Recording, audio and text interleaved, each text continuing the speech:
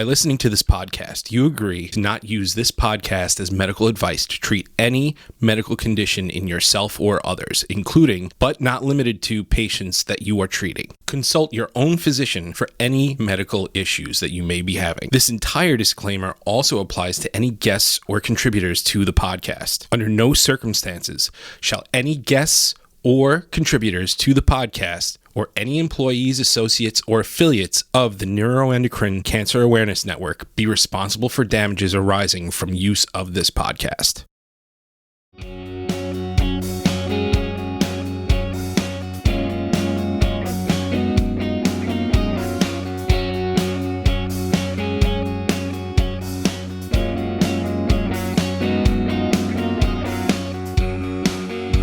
Welcome everybody to another episode of Let's Get Real. I hope your new year is going well so far.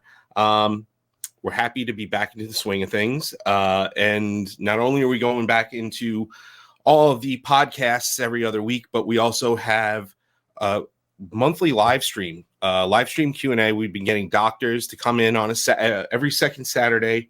Every second Saturday of every month, 12 p.m. Eastern.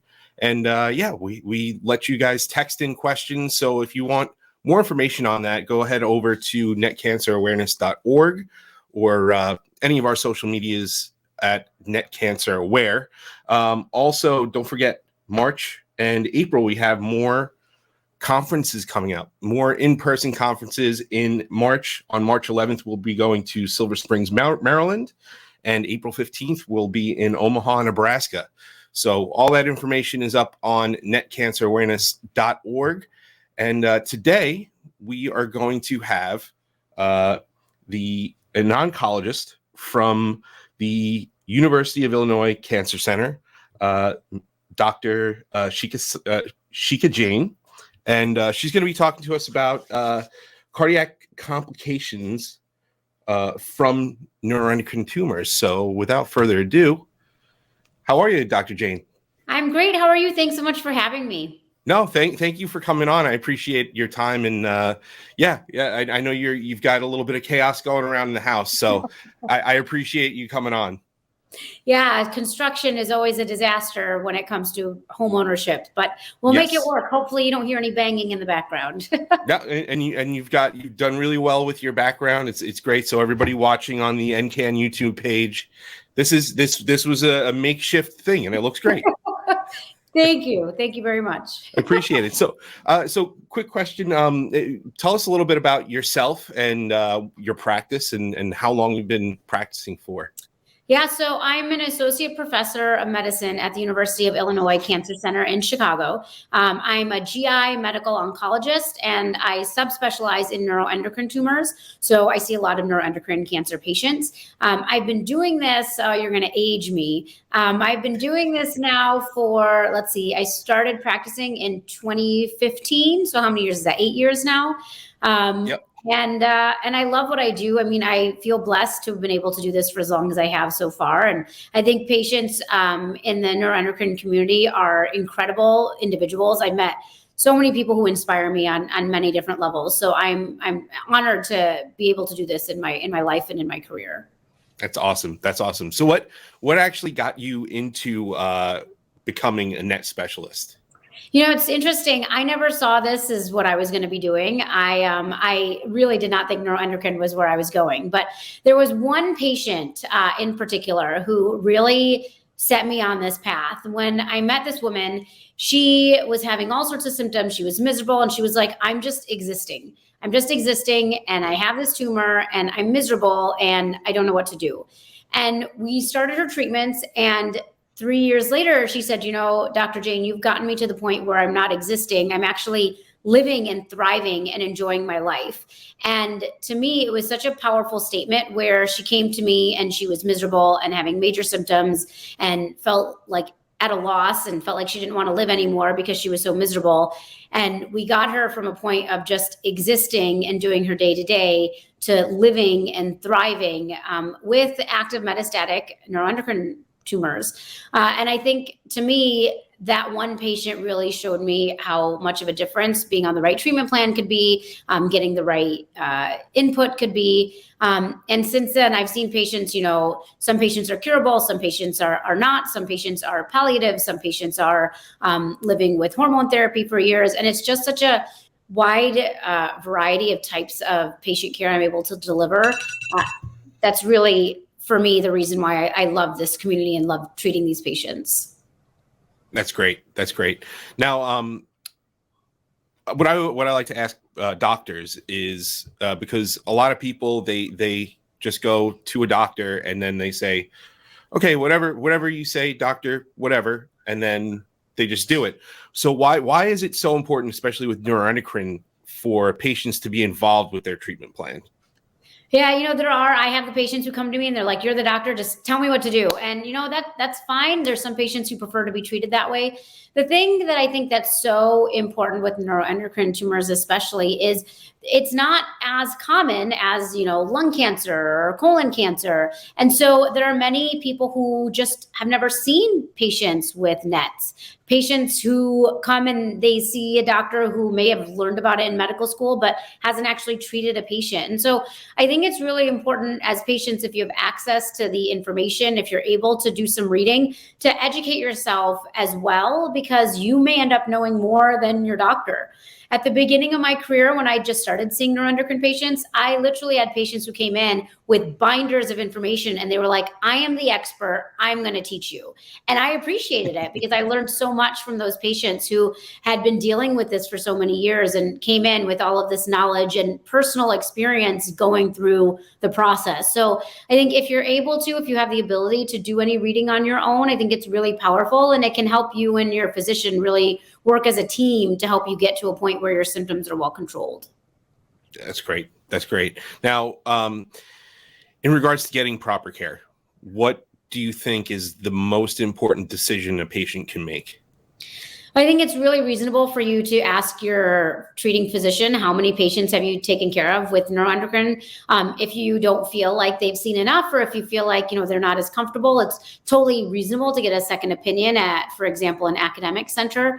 I tell all of my patients that finding the right oncologist is kind of like dating, where, someone's personality may not be jiving with you, or it might be that you just don't get the right feeling. So you really need to find a team that cares about you and that you actually feel comfortable talking to and engaging with.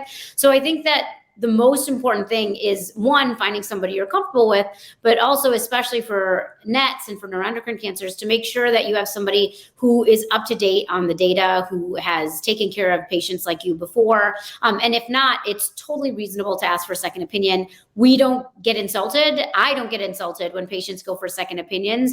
And I know many of my colleagues actually recommend patients go to, especially academic institutions, if that's an opportunity that you have, if you're able to go there for at least an evaluation and a determination in a multidisciplinary way.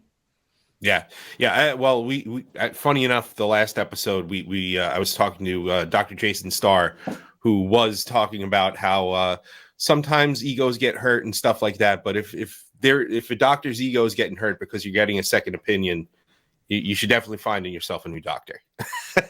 Absolutely agree. I mean, I tell my patients all the time, I love when my patients go for second opinions, because sometimes I learn something. And not only that, the medicine and oncology especially is incredibly collaborative. Nobody knows everything, and cancer medicine changes so fast that it's actually really beneficial to get more brains involved, because some people have different, education levels or experience, or have seen more of these cases than me. So I'm all about that. Absolutely. So today you're going to talk to us a little bit about cardiac complications with NET tumors. So without further ado, the floor is yours. All right, so we're going to talk about carcinoid heart disease. What is it and how to prevent it? And I'm going to try to keep this brief because I don't want to bore you, but I think it's important to talk a little bit about carcinoid syndrome and then talk a little bit about carcinoid heart disease and how to diagnose it, how to treat it, and also how to prevent it. So first, carcinoid. We know carcinoids are small growing neuroendocrine tumors. Most carcinoids don't produce symptoms because the hormones are typically metabolized in the liver when they go through the liver. But the challenge becomes when carcinoid syndrome occurs, it's often because the lesions, the tumors have actually gone to the liver, thus bypassing the ability for the liver to break down the actual hormones that cause the carcinoid syndrome.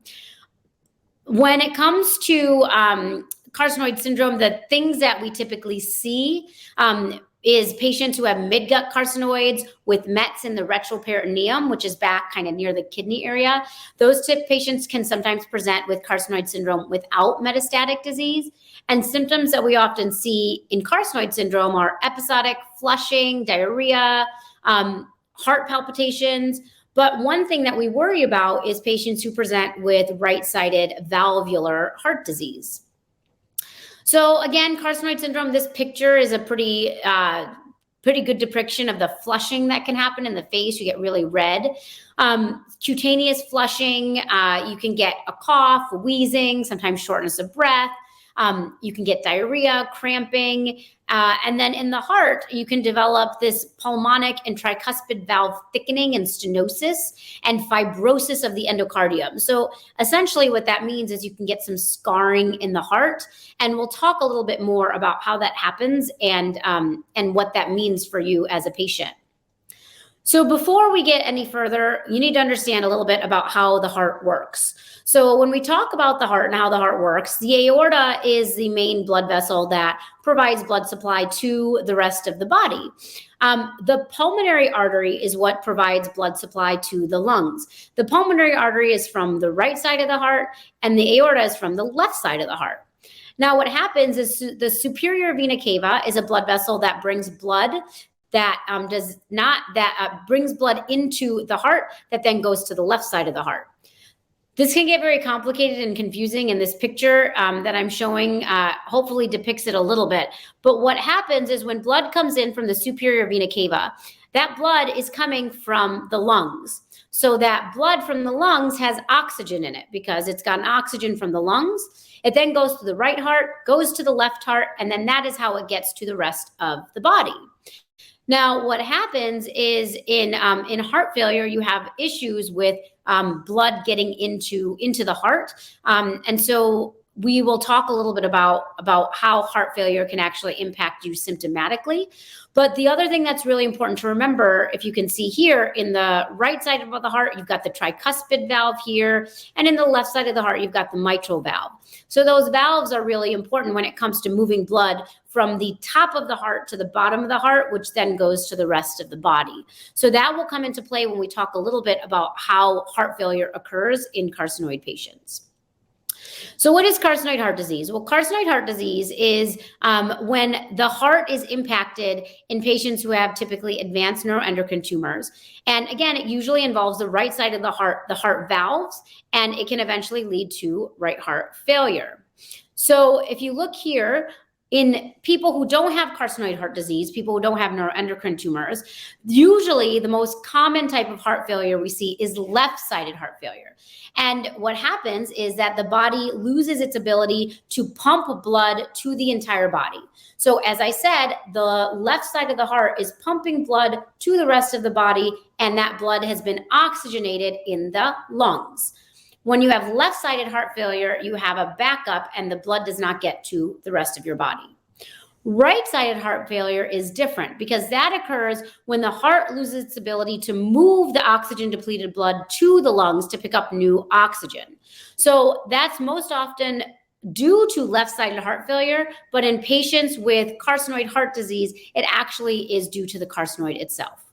So again, this can get very confusing and complicated. So I'm a pictures person. So as we go through, I'll show you with pictures how this happens. But to understand how often this type of things happen, carcinoid heart disease typically happens in about 50% of patients who have carcinoid syndrome. And it can be the initial presentation in as many as 20% of patients with carcinoid heart disease or with carcinoid syndrome. Carcinoid heart disease does account for much of the morbidity and mortality that we see in patients with carcinoid. And again, right-sided valvular involvement is the most common. And usually it's in patients who have small bowel neuroendocrine neoplasms, less commonly lung, large bowel, pancreas, and appendiceal.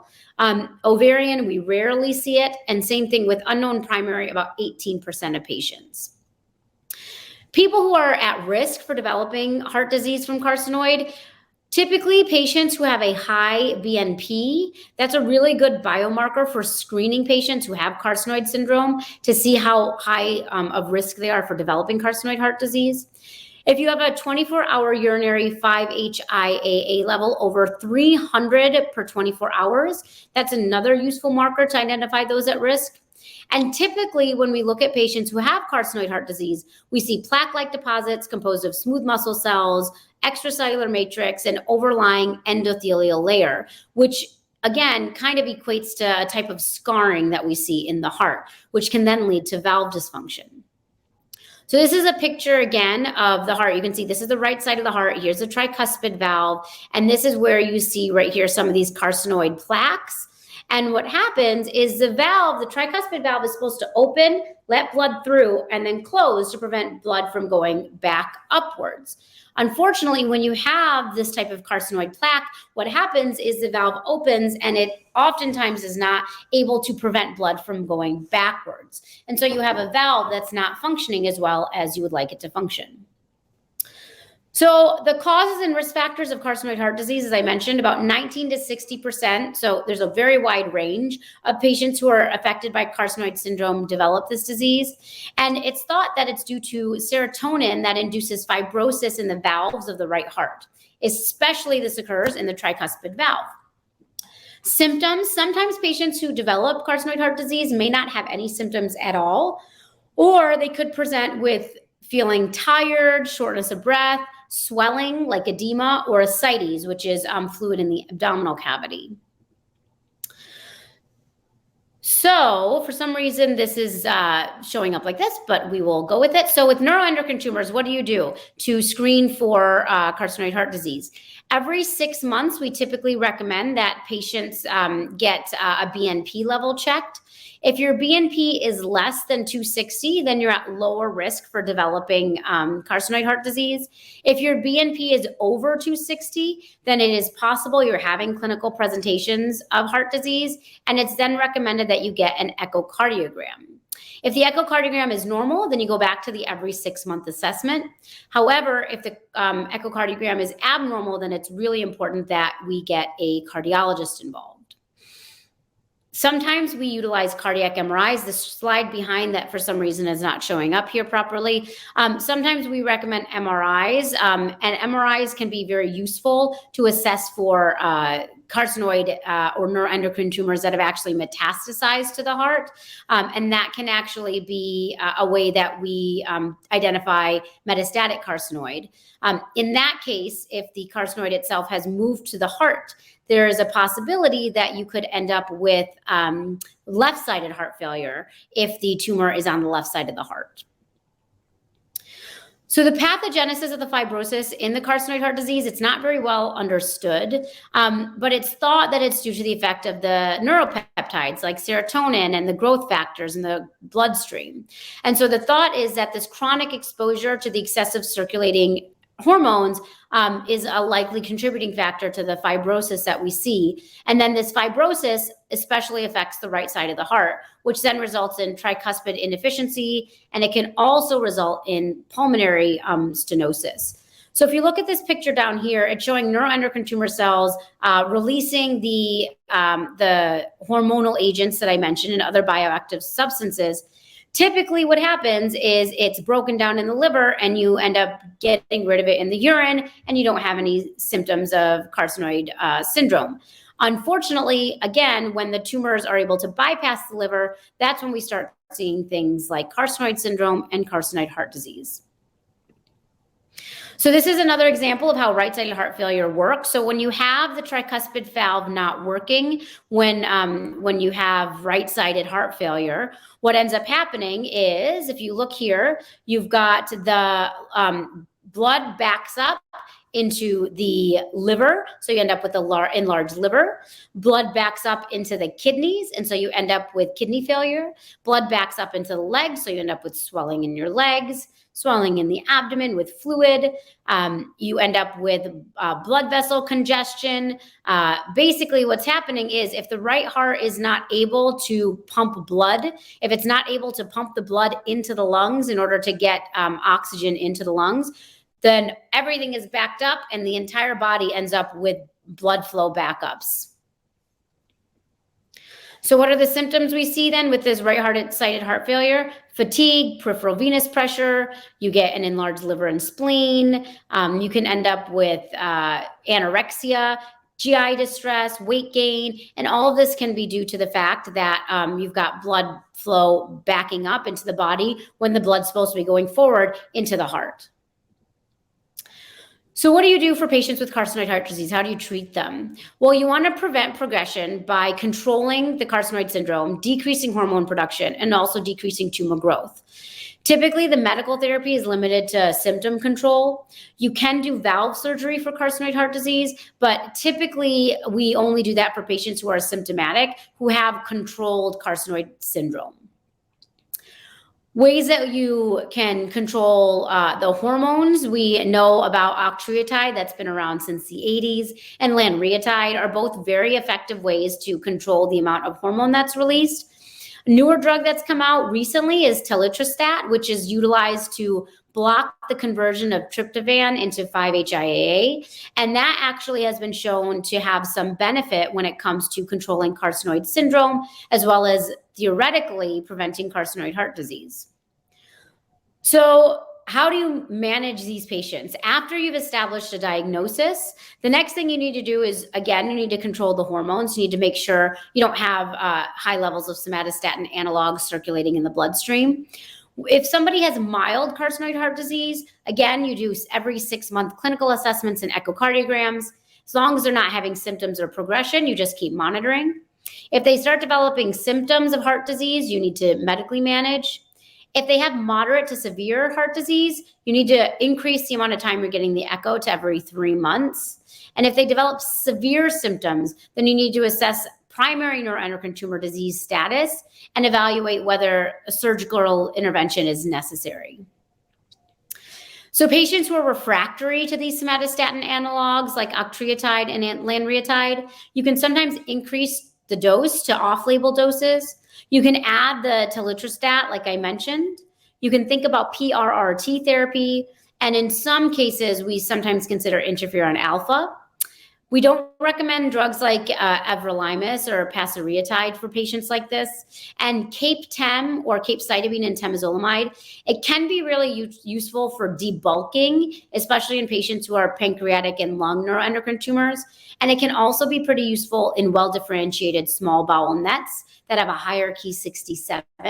But again, the cape-tem is not really for hormone control. It's more for debulking for people who have larger tumors.